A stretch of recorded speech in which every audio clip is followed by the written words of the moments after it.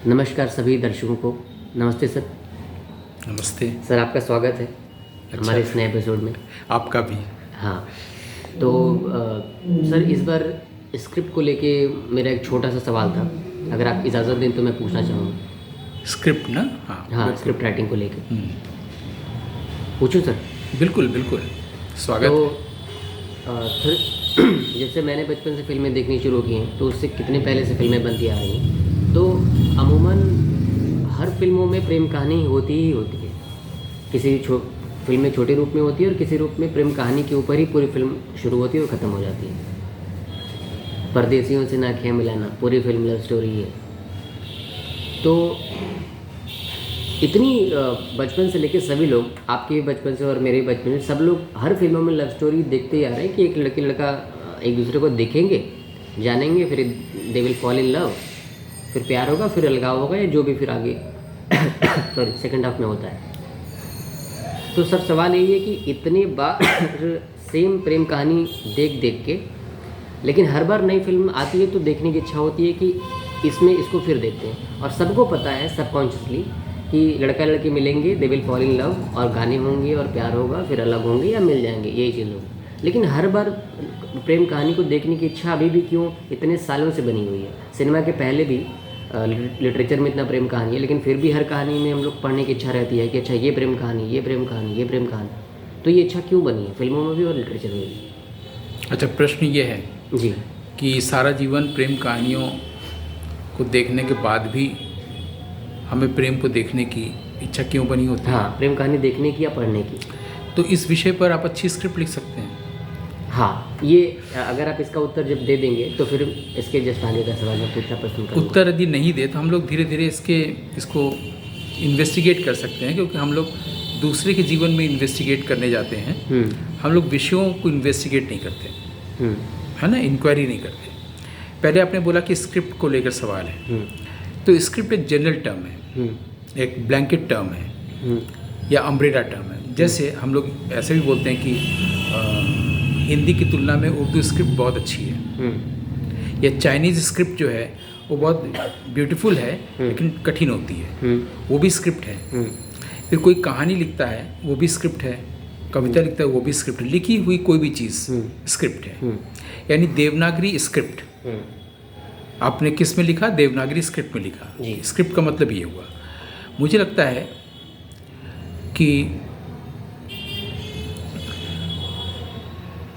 है कि हम लोग यदि फिल्म के अभिप्राय से बात कर रहे हैं तो हम लोग को स्क्रीन प्ले बोलना चाहिए, स्क्रिप्ट शब्द ही नहीं बोलना चाहिए। नहीं, ठीक है, क्योंकि फिल्म का जो स्क्रीन प्ले है वो भी स्क्रिप्ट है।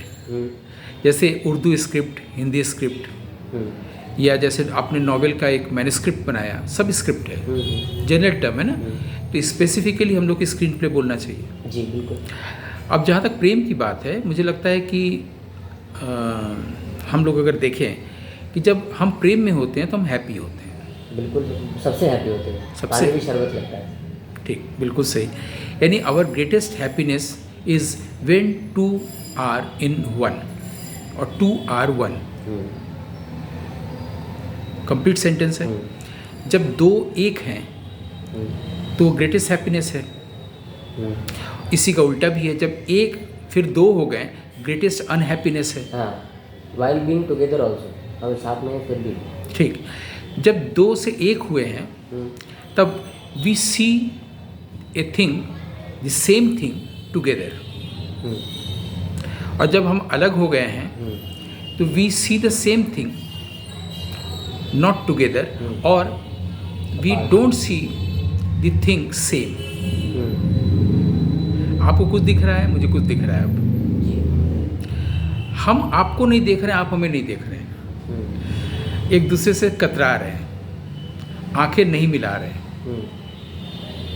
है ना। और अभी हम एक ही चीज़ को दोनों एक ही देखते थे एक साथ, और हम लोग उसको अलग अलग देख रहे हैं। ये जो अलग अलग हुआ, क्या वो अनहैप्पीनेस ला रहा है? क्या ये ब्रोकन वननेस है कि वननेस अभी भी है लेकिन वो ब्रोकन है?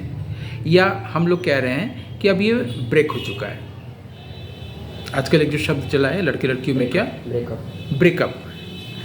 तो क्या अभी भी वननेस है और ब्रेकअप हो गया है, या ब्रेकअप हो गया वननेस भी नहीं रहा? यानी एक से फिर से दो हो गए ना। तो ये एक से दो कैसे होते हैं? क्या फिर जब दो हो गए हैं उसको फिर रिपेयर करके एक किया जा सकता है? फिल्मों में ये देखने को मिलता है कि दो लोग एक हुए, लोगों को बहुत अच्छा लगता है, प्रेम कहानी लगती है। फिर अमीर लड़की गरीब लड़का, गरीब लड़की अमीर लड़का, या दोनों के परिवार में युगों से चली आ रही कोई पुश्तैनी दुश्मनी, कई कारण आता है और वो सेपरेट हो जाते हैं और फिर अंत में दोनों को मिला दिया जाता है। इसको कहा जाता है सुखद अंत। लेकिन सुख दुख दोनों को मिला के कभी कोई अंत नहीं दिखाया जाता है, जिसको कि प्रसाद गुण कहते हैं साहित्य में, कि दोनों ही रह गया, ऐसा नहीं दिखाते हैं, सुख में एंड करते हैं। आमतौर पे हिंदी फिल्म या कोई भी कमर्शियल सिनेमा यही है, बांग्ला हो साउथ इंडियन हो। लेकिन हम सेपरेट होते हैं, ये हमें दुख देता है, अनहैप्पीनेस है, बहुत बड़ा है, बहुत बड़ा है और ये एक यूनिवर्सल प्रॉब्लम है सबका, सब लोगों की एक ही रोना और एक ही पुकार। अब ये जो प्रेम का धागा टूट गया रहीमदास जी का, उसको अगर जोड़ेंगे तो गांठ पड़ेगी, या कहा जा सकता है what is repaired is always breakable. तो टूटा कैसे? मेरा अपना मानना है, मेरा अपना प्रश्न है कि क्या जब वो जुड़े थे तब वो प्रेम था?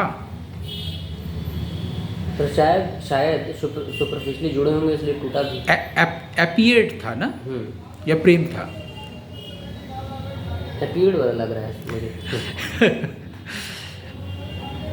प्रेम के लिए अगर हम लोग ऐसा कहें कि अगर हम लोग एक ही समय में हम दोनों मिल रहे हैं जब, तो एक ही चीज़ को देख रहे हैं with the same intensity, with the same level, then that is love.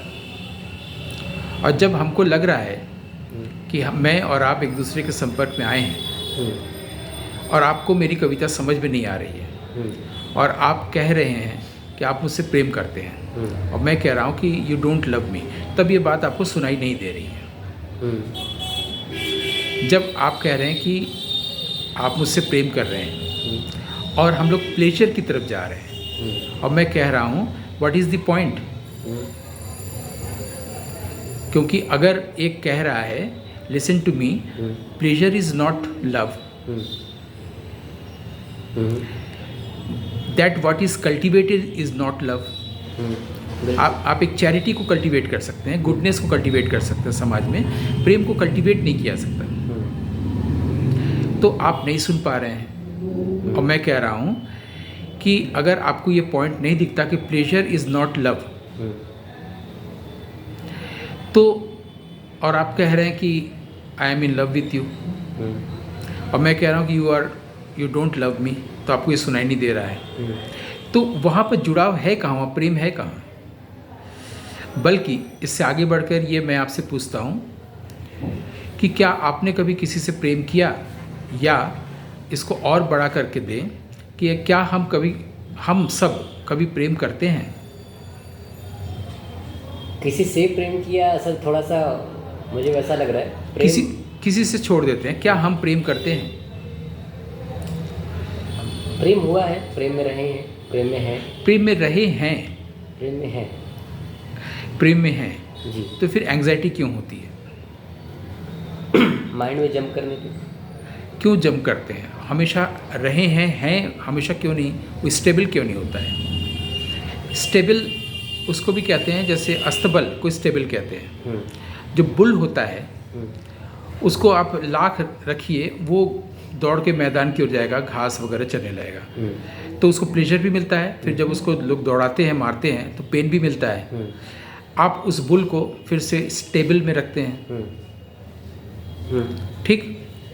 Bull माने माइंड, ठीक है? तो अगर बुल को वहीं पर चारा दे दिया जाए तो वो नहीं जाएगा, ऐसा नहीं है, वो फिर भी जाएगा, क्योंकि उसका नेचर है वॉक अराउंड, बाहर घूमने टहलने जाना। लेकिन जब उसको लगेगा कि सारी चीज़ें यही मिल जा रही है, स्टेबल में ही, सेल्फ में ही, हृदय में ही, तो ये धीरे धीरे फेड होता जाएगा। हाँ, धीरे धीरे फेड होता जाएगा, है ना। ये तो हुई माइंड की बात, ये तो बुल की बात। लेकिन हम ये कह रहे हैं कि जब प्रेम में एक हो रहे हैं तो वो अपीयर हो रहा है या वास्तव में हो रहा है। हम प्रेम को जानते ही नहीं हैं कि प्रेम किसे है, नहीं जानते। यहाँ पर एक सब्जेक्टिव बात, एक प्राइवेट बात अगर आप मुझे अनुमति दें तो मैं शेयर करूँ।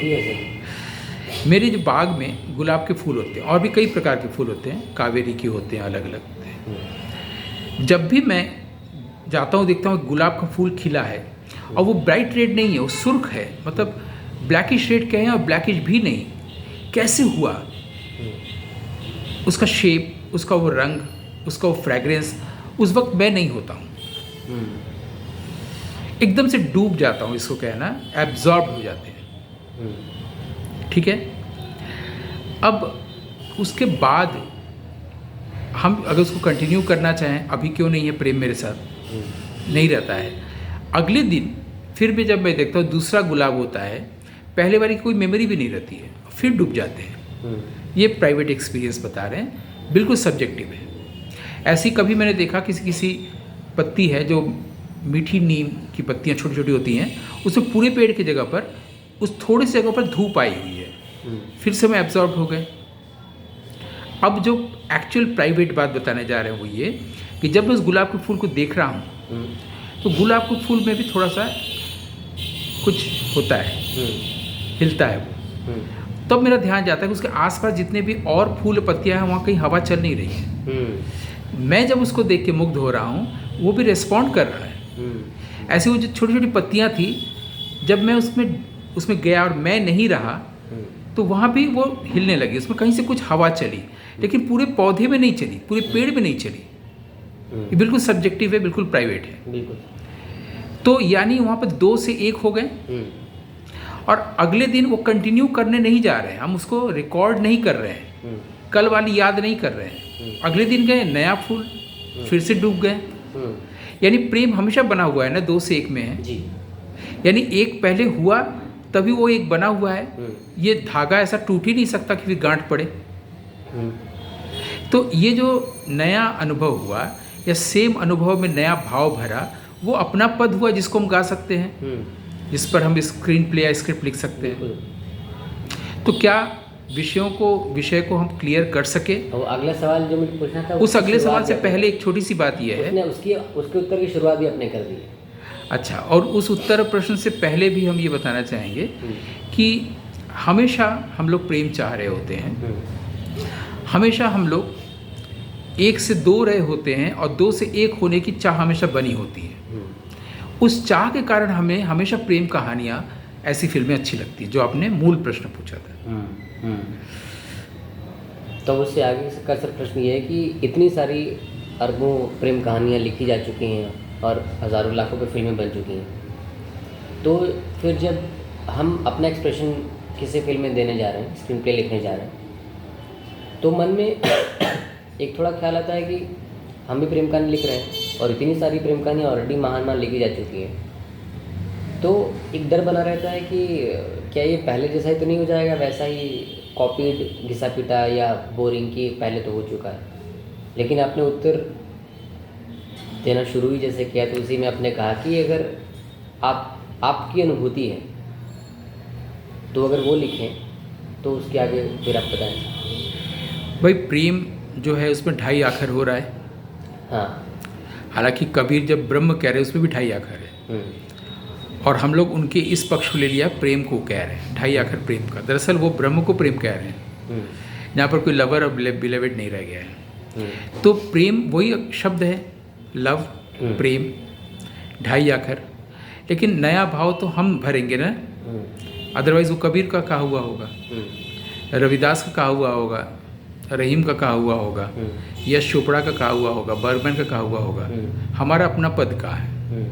यानी हमें पहले ढूंढना है कि हमारे लिए वो 2.5 आखर क्या है, तभी हम उस पर नया भाव भर सकते हैं, फिर डर नहीं रहेगा। जब भी नया भाव, अपना भाव आएगा, अपना पद होगा, तो हमें कोई डर नहीं रहेगा कि 1 करोड़ फिल्में, 1 करोड़ कथानक लिखे जा चुके हैं, मेरा उससे डिफरेंट होगा ही होगा, क्योंकि है और हर बार ये नए रूप में प्रकट होता है, उसका पिछले से कोई मतलब नहीं रहता है। शब्द, अर्थ, भाव भले ही वो रहे, लेकिन हम हमेशा उसकी रीटेलिंग करते हैं और उसको ग्लोरियस ढंग से प्रकट करते हैं। यही हमारे यहाँ नाट्यशास्त्र में भरत मुनि ने कहा है कि कला की दुनिया में आपको अनुकरण नहीं करना है। ठीक है, जब आप अनुकरण करने जा रहे हैं अनजाने या जाने, क्योंकि जो नोन है वो एक्सप्रेस्ड नोन भी होता है, अनएक्सप्रेस्ड नोन भी होता है। तो एक्सप्रेस्ड नोन जो है, आपको डर इसलिए लग रहा है कि कहीं आप अनजाने में कोई चीज़ दोहरा तो नहीं दे रहे हैं जो पहले हो चुका है। अब भरत मुनि कह रहे हैं कि अभिनय का मतलब है, नाटक का मतलब है, कला का मतलब है आप अनुकरण न करें, अनुकीर्तन करें। और अनुकीर्तन का मतलब होता है रीटेलिंग द भाव इन ए ग्लोरियस वे। अच्छा, मतलब आप किसी भाव को फिर से कह रहे हैं ग्लोरियस वे में।